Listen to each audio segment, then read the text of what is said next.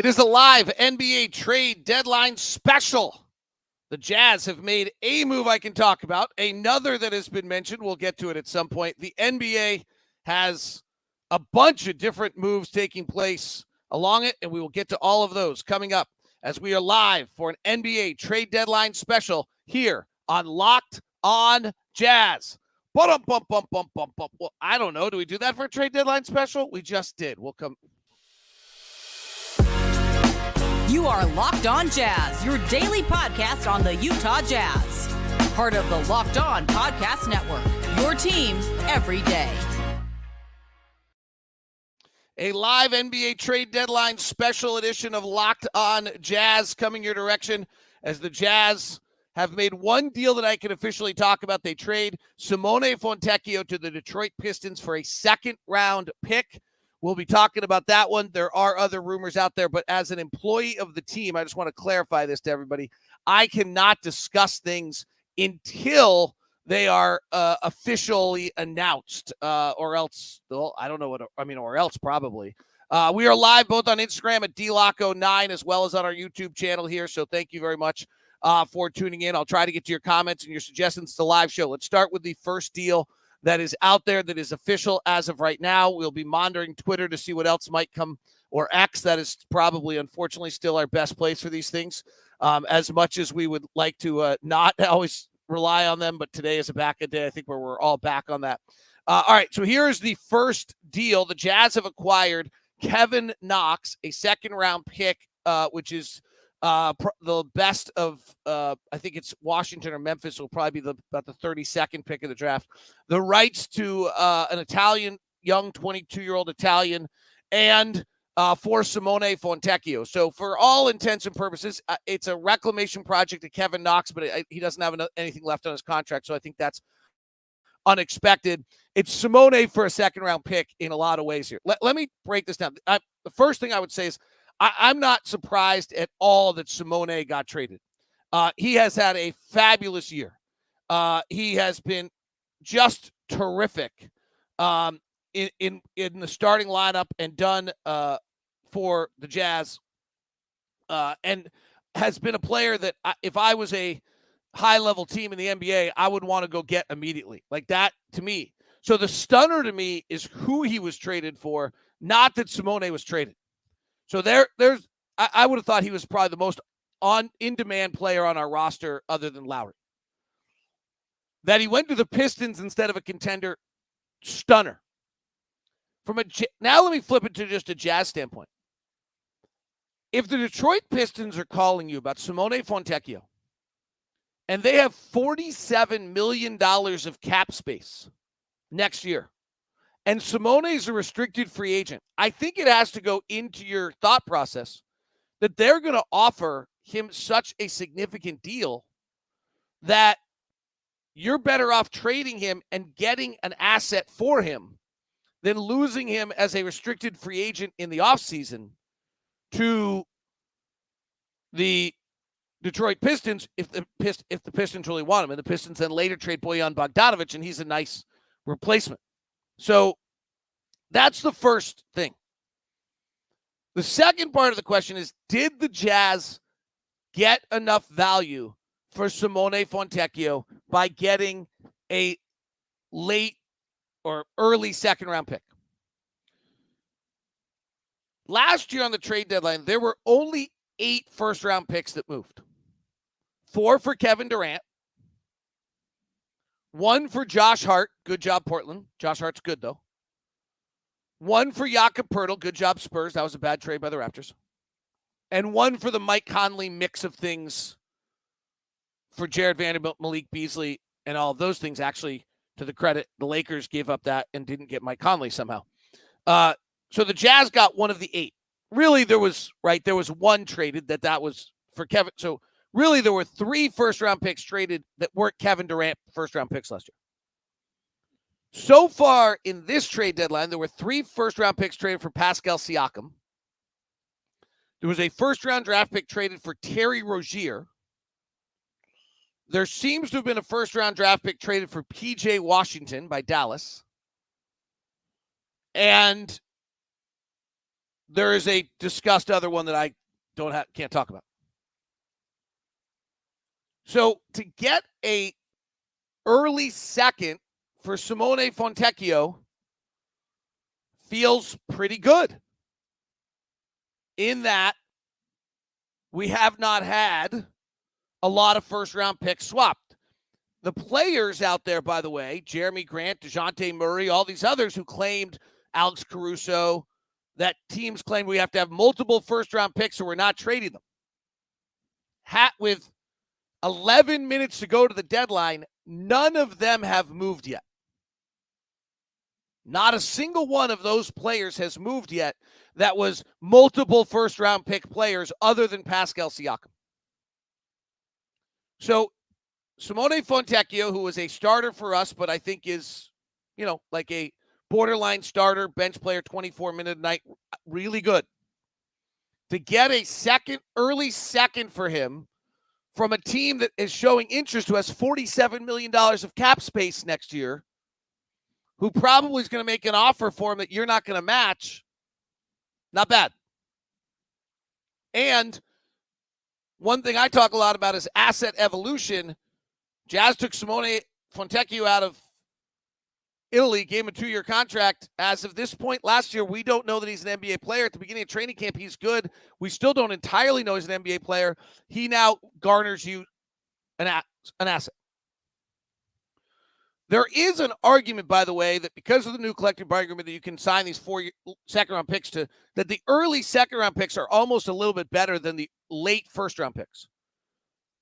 And there's also a belief that if you have an early second and you have a player that you want at 26, 24, 25, 26, 27, and you have a team that isn't up against the apron, they'll probably would make that swap. Give them a few $1 million to make that swap.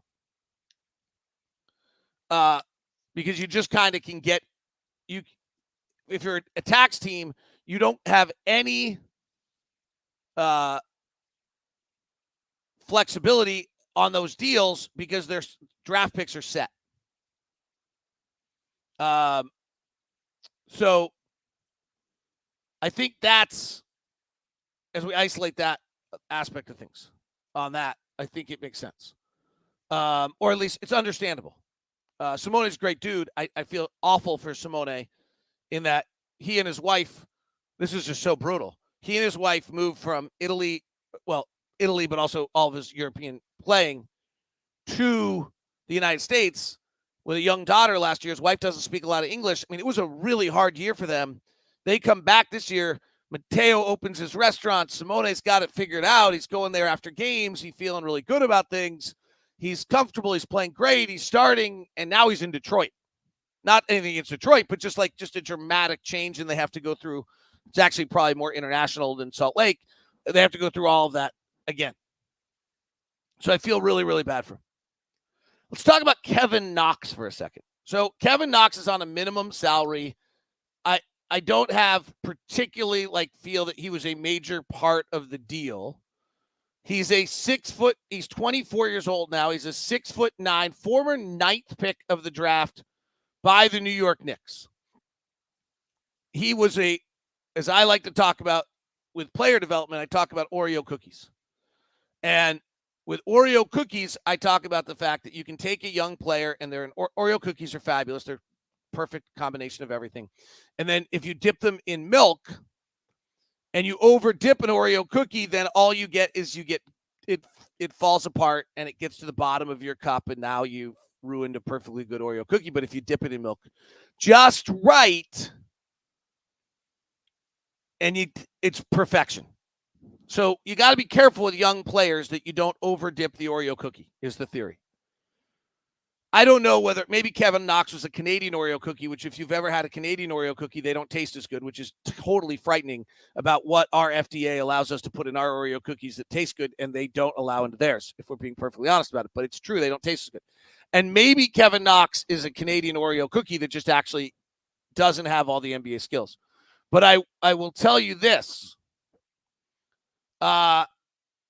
The 75 games he played as a 19-year-old rookie, starting 57 of them in New York, playing 30 minutes a night.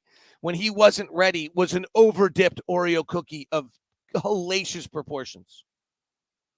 So Kevin Knox in his rookie year shot 37% and 34% from three and played 28 minutes a night as a 19-year-old in the pressure of New York as a top 10 pick. And then kind of crumbled in New York, using the analogy. Shot 35 the next year, 39 the next year. Three-point shooting got less good, 30, and then he gets traded. He goes to Atlanta for 17 games.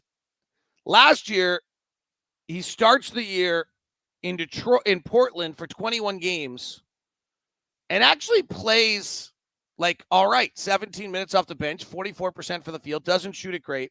Goes to Detroit for 42 games and does shoot it well. He shoots 47% from the field and 37% from three. And then this year in 31 games in New York, in Detroit, he starts 11. He shoots 46% from the field and 33% from three.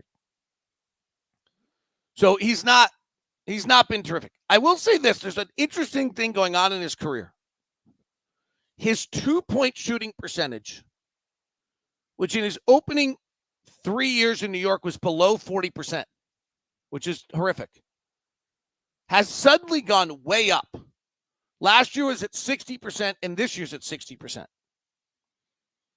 In the last 2 years, his effective field goal percentage is 56% and 55%. He does not go to the free throw line at all. He does not pass very much. There are but there's actually something there that is showing some signs of improvement at 23, 24 years old on his 2-point shooting. His assist rate's absurdly low. His rebounding rate is not great. His 3-point shooting still only average, and he doesn't go to the free throw line. I think he's made 21 of his 22 free throws this year, but that's just not very many. 20 of his 22. And last year he went to the free throw line 60 times in 63 games. And he has like 53 assists in his last, 100 games. So that's who Kevin Knox is. I don't think that's why we made the deal. I do think it's worth probably kicking the tires on him a little bit. Woj with a few more updates. The Atlanta Hawks are keeping DeJounte Murray. Okay, so we have yet to see a player move for multiple first-round picks here. And we've only seen, as of right now, Pascal Siakam, 3 first-round picks. Terry Rozier, first-round pick. P.J. Washington, first-round pick. And there's another deal out there that as an employee of the Utah Jazz I'm not allowed to talk about that seems to possibly be talked about that might have a first-round pick. So I would say, my assessment of the Utah Jazz trade deadline now with 3 minutes to go is they have gotten very good value for Simone Fontecchio. They got value, Xavier Tillman got 2 late seconds. Monty Morris got a second. Royce O'Neal actually got 3 seconds. Surprising. Buddy Hield is really good. Got 3 seconds, not a first. Really can shoot. Bojan Bogdanovic and Alec Burks got you 2 seconds, and Quentin Grimes. 2 seconds for Bojan and Alec Burks. It's interesting, by the way, Jazz couldn't get a first for Bojan either. And they got Kelly in that deal. Daniel Gafford, I don't know what the deal is. Gordon Hayward was seconds. P.J. Washington was a first and 2 seconds. David Roddy was a pick swap. Pacers are trading Marcus Morris and a second-round pick to cash for Doug McDermott. Doug McDermott's pretty good to Indiana. Doug McDermott's been in Indiana before, and Doug McDermott's a pretty good replacement for Buddy Hield. So that's interesting. The Jazz, I just want to clarify, as a employee of the Jazz, I am waiting for a deal to become official, which is usually either by email to me, which I do not see, or by the Jazz social media account tweeting something out that says it's official. So I have not seen that as of yet. Once it is official, then I will discuss some of that. All right. Who is your winner of the NBA trade deadline with 2 minutes to go. The New York Knicks getting Bojan Bogdanovic and Alec Burks is got to be the headliner. Got to be the headliner at this point. I also think the Dallas Mavericks are a massive winner here. Dallas Mavericks adding Daniel Gafford. So Dallas's defense has been just horrific recently. 30th in the NBA for like the last 2 weeks. For that, ever since Derek Lively got hurt. For them to add Daniel Gafford as a rolling center to play with Luke offensively, but more importantly, to solidify them defensively, is, I actually think, the biggest. When you look at the acquisitions, what you have to look at is who are they replacing? Okay? So, like, for example, I don't think Royce O'Neal to Phoenix is that big a deal, except for the fact that he's replacing Keita Beats Diop, who's wasn't really an NBA player. That's an upgrade. So when you start to look at these deals, who are they replacing? Who's he playing instead of? Who was getting those minutes? And when you look at Daniel Gafford is getting those minutes instead of, first of all, rookie Derek Lively, who is good, but he's a rookie. Or in Dallas's last game when Lively was hurt against Brooklyn, they started Maxi Kleber at center. They gave up Grant Williams, who just wasn't working out in Dallas at all. I always admire teams who get off decisions quickly. So Dallas, who has just been horrific defensively. If I pull it up here, in the last 10 games in the NBA, I believe they were 30th in the league defensively. In fact, I thought we are actually. They were 26 in the last 30. In the last 10. If you go to the last 15, they are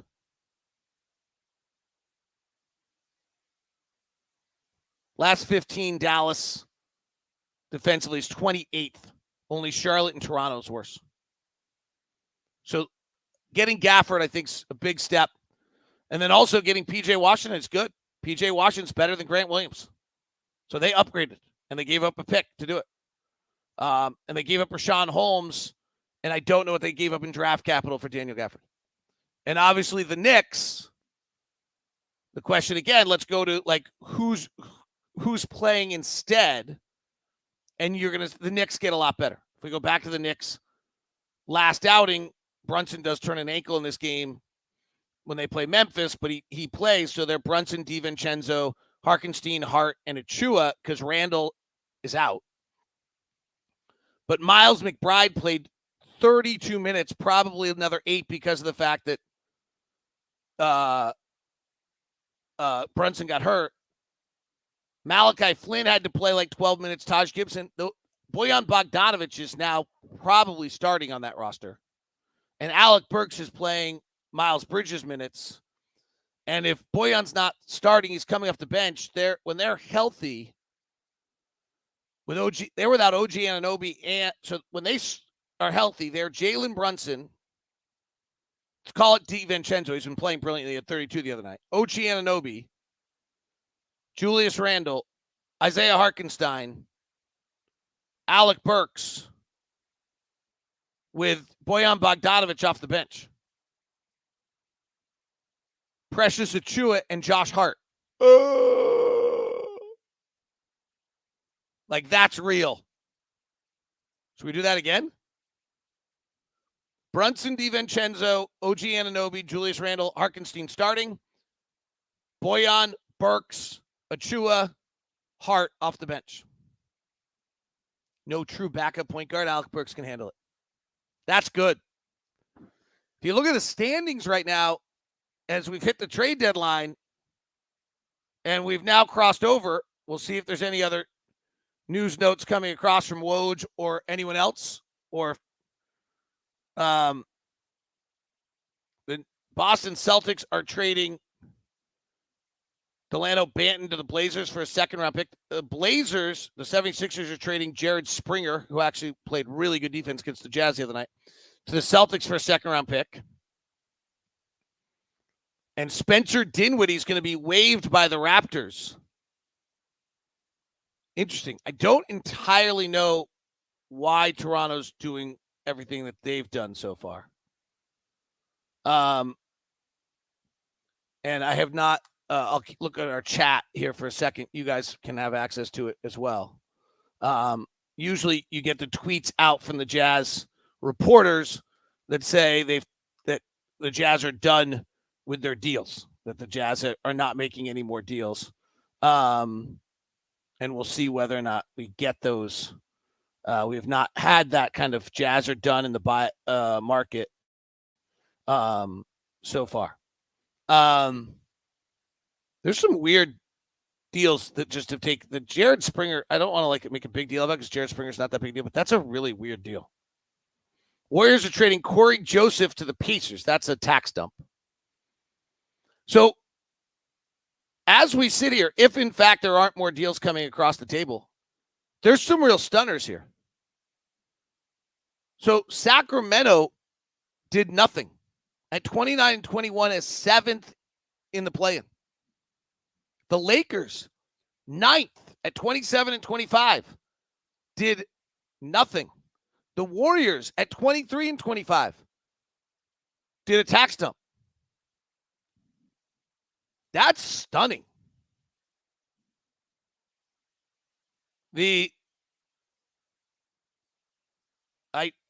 Unless more things can still trickle in. But I also think we'll see. The other one from a Jazz standpoint is the additional minutes for Taylor Hendricks and possibly we'll see for Bryce Sensabaugh. But Taylor Hendricks has been in the G League playing, learning how to play hard, learning how to play every night, learning how to play lots of minutes, getting in shape. Had some flashes due to injuries. And by the way, the guy on Instagram who just said those teams are on Pacific time, so they're a little behind. That's pretty funny. The last now 32 games of the season, 31 games of the season, Taylor Hendricks becomes a very important story for the Utah Jazz. And that's how it needed to be anyway. At some point in the season, it was time for Taylor Hendricks to move from G League basketball to NBA basketball and get a feel and a taste and understanding of what he has to do coming up in the offseason. And I think that's very, very important for the Jazz. And there's a little bit of a level Taylor Hendricks was going to get minutes starting in October of next year. So we might as well start it in February of this year. You don't want to have it just be that Taylor Hendricks from the beginning of the year goes to training camp, gets his ass kicked by every single guy on the roster, and then the head coach says, yeah, but he's the 9th pick, so he gets to play. You'll lose the entire locker room. That's a disaster. I'm not saying that's what happened, but that's Kelly played better than that. Somebody just told me that the Jazz just tweeted out a thank you to Kelly Olynyk. If that, I need to confirm that to be true before I'm going to react on that. Let me see. And then I'm going to cry. Oh, there it is. All right, so the Jazz have announced that they have acquired Kyra Lewis. So now let me just do a little typing here. So funny. I literally did not want to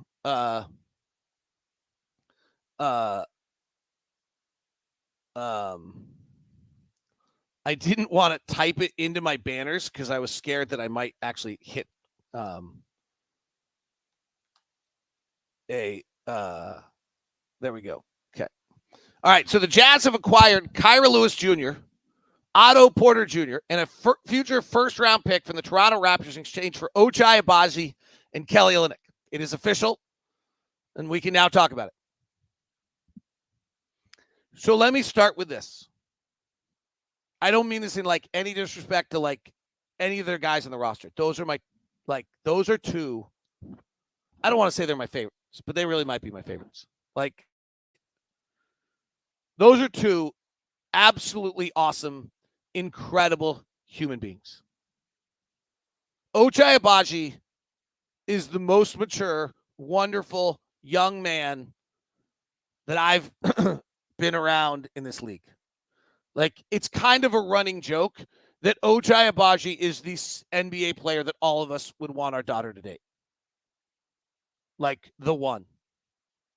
He's just the best person. And Kelly is one of the truly most enjoyable people I've ever covered and talked to and been around. So I just want to open it by saying thank you to the humans. Like, they're so great. They're such. I'm so lucky to have gotten to know them a little bit. I'm so lucky to have gotten to cover them. I'm so lucky to have been around Kelly Olynyk and Ochai Agbaji.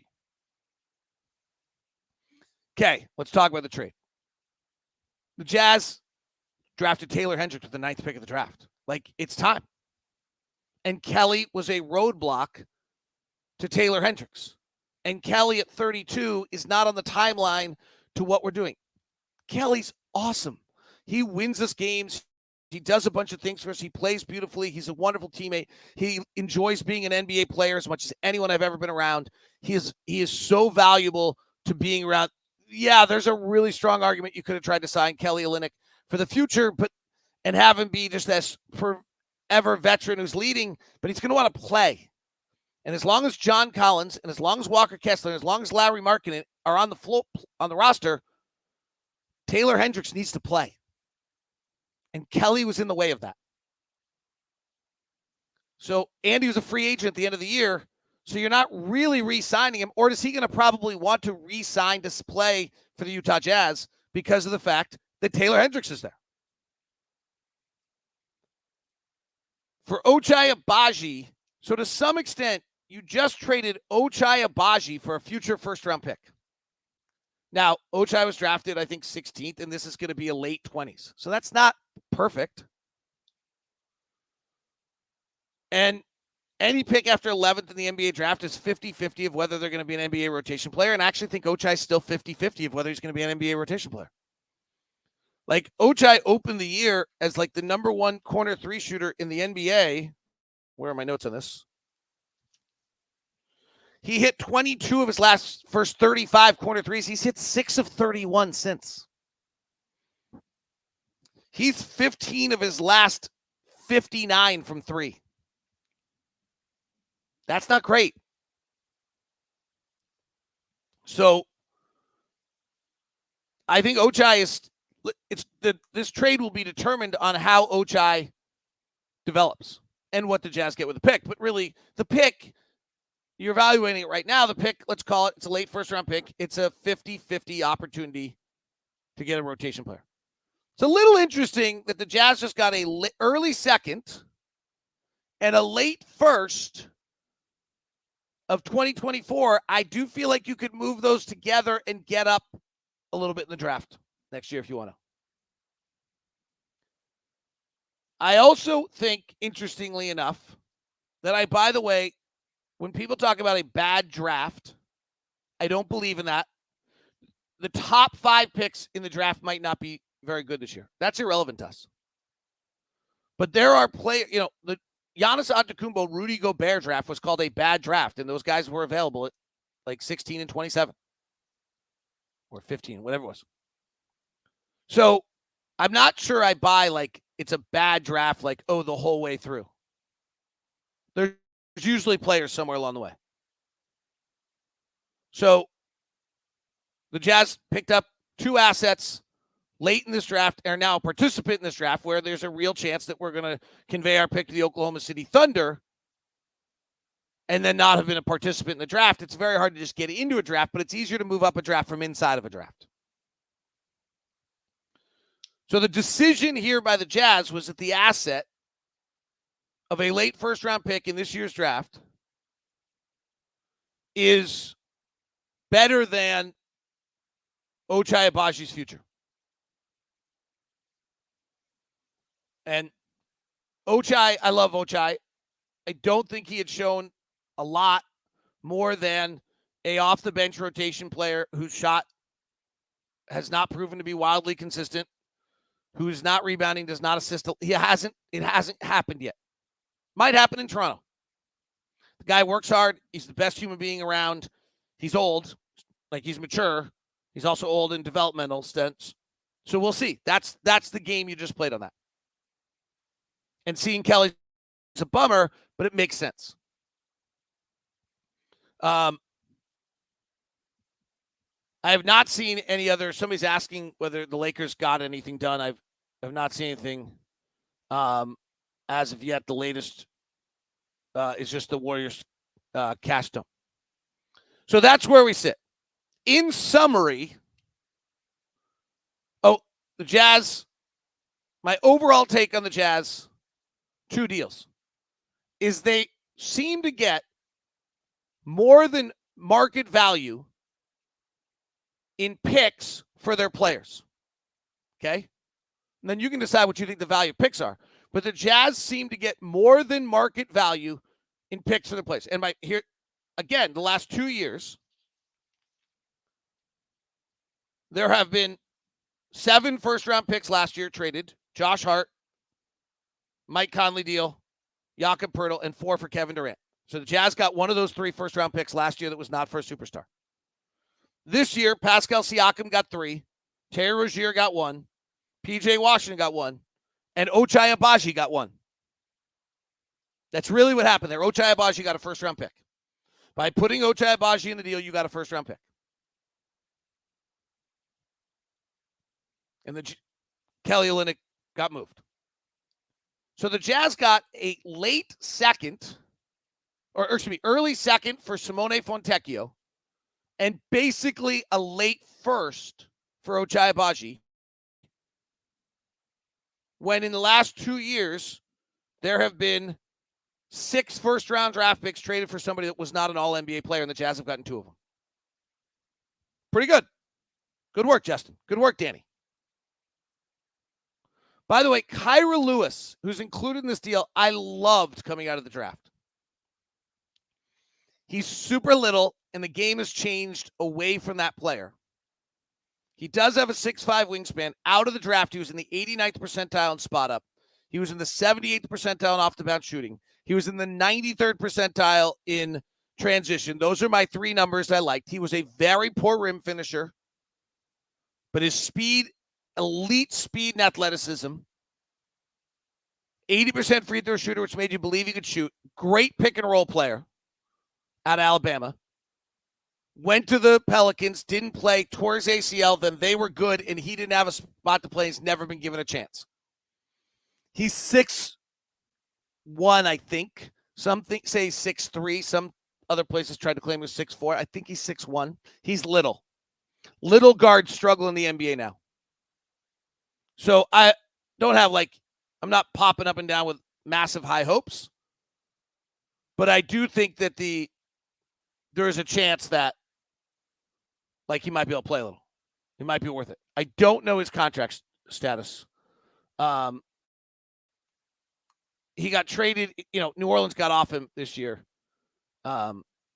He's listed at 6'1", 170 by Basketball Reference. He was listed at 6'3" in a bunch of draft publications. He really is not. There's no sample size of. I believe he is still making $5 million off his rookie deal, and is a free agent at the end of the year. So, keep an eye on it. Otto Porter is getting old and has been oft injured since he left the Warriors. I think he's only 31. My gosh, feels like he's been in the league forever. But he's only played 15 games this year and only played 8 games last year. All right. Obviously, we could go forever. I don't want to bore everyone. Let me just try to summarize where we are. Make sure nothing else pops here in the final seconds on what's going on with deals and things of that nature. So to summarize, Otto Porter and Talen Horton-Tucker can now play the role of being much younger than you actually think they are on our team.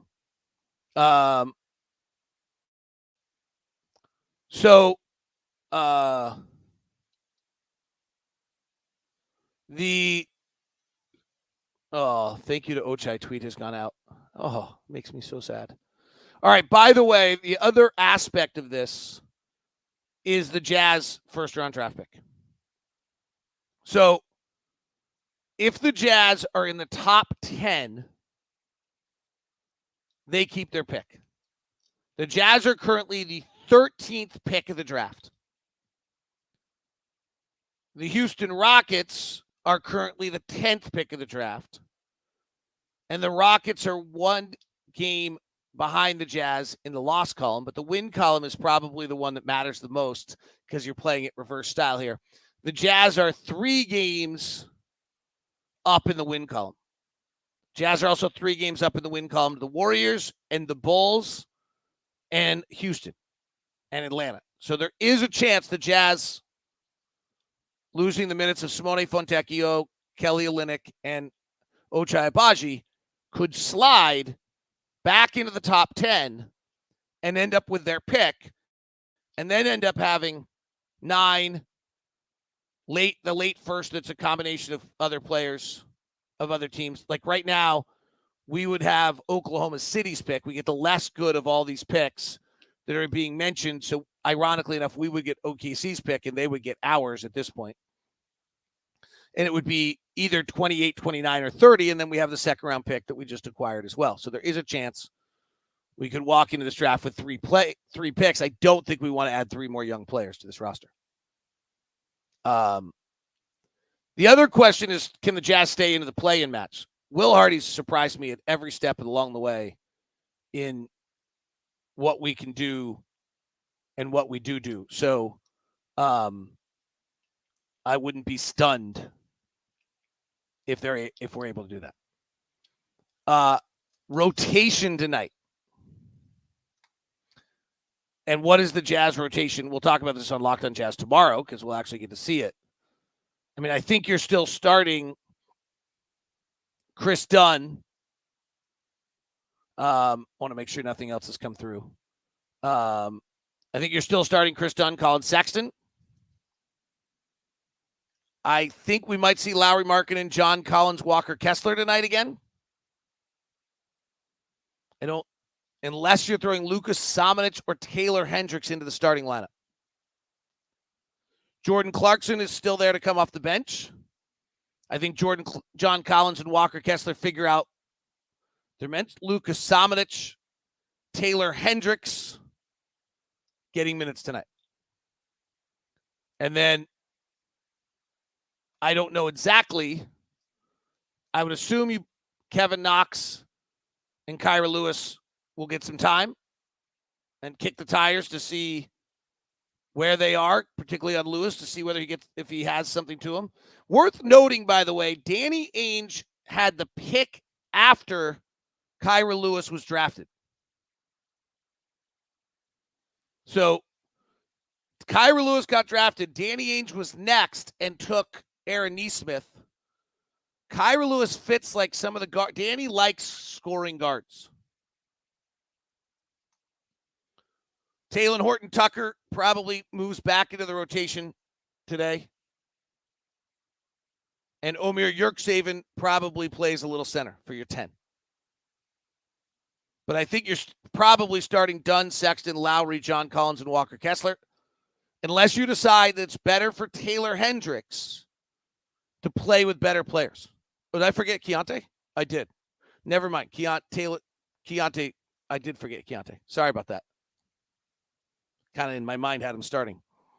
I don't think you shuffle the whole deck and just start. I don't think you're doing that. I think that would be a hard one on the team. So I do think, so you're Chris Dunn, Colin Sexton, Keontae George, Jordan Clarkson are still your guards. I think John Collins and Walker Kessler could start with Taylor Hendricks playing some of those. And I still think you're going to separate Walker and John as much as you can. And then over time, Kevin Knox, Kyra Lewis could possibly get some time. I don't really see where Kyra Lewis is getting a lot of time on this roster. But Knox and Lucas Samanic could play. I'll tell you what, there was a time there where I thought Lucas Samanic was about to replace Ochai Agbaji in the rotation anyway. We'll see if he knows if he's going to play 20 minutes a night, if he might just kind of calm it down. We're still in great place with cap space, someone's wondering. All right, that wraps up the live show. Thank you very much. I'll be back with you tomorrow. I didn't include Bryce Sensabaugh on that. I don't see the route by which he's getting minutes, but maybe play some 3-guard lineups and get that done. All right, that is Locked On Jazz. We have a lot of the G League guys are here tonight, so we'll see a bunch of different players tonight. And the Jazz play the Phoenix Suns. Should be fun. Thank you very much for tuning in. Appreciate you. Thanks for tuning into the live show on Instagram as well as on the YouTube channel. Have a great one. Talk to you soon. We now will send you over to the first ever 24/7 national sports channel, Locked On Sports Today. It's also available on Amazon Fire. If you're on Instagram, go check it out there as well. Have a good one.